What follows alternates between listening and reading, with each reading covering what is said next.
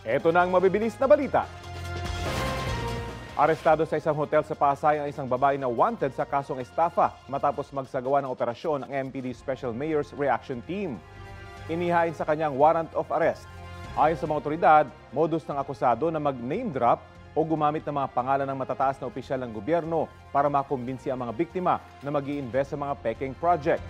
Tumanggi siyang magbigay ng pahayag sa media. Arestado ang isang lalaki dahil sa panggagahasa umano sa nakainuman niyang minor de edad sa Malate, Maynila.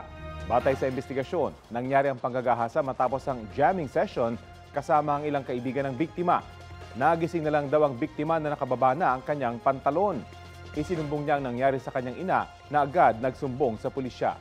Depensa ng suspect, dati niyang karelasyon ng biktima at hindi niya pinilit. Mahaharap siya sa reklamong statutory rape at child abuse.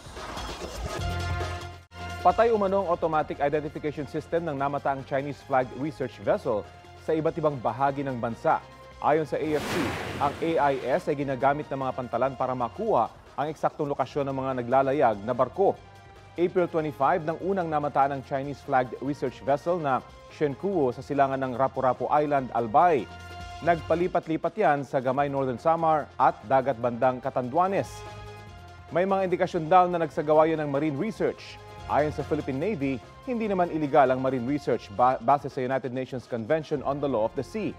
Sa latest monitoring ng AFP, wala na raw ang barko sa loob ng Exclusive Economic Zone ng Pilipinas.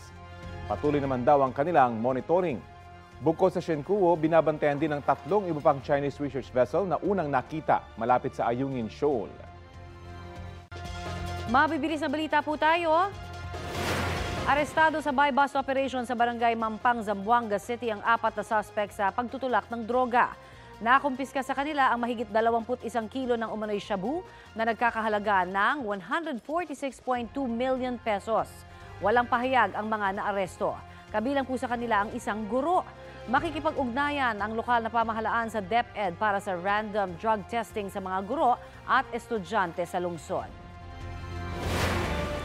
Sa La Trinidad, Benguet naman, 2 lalaki ang naaresto sa buy-bust operation. Nakuha mula sa kanila ang nasa 31 kilo ng pinatuyong dahon ng marijuana na may halagang mahigit 3 million pesos.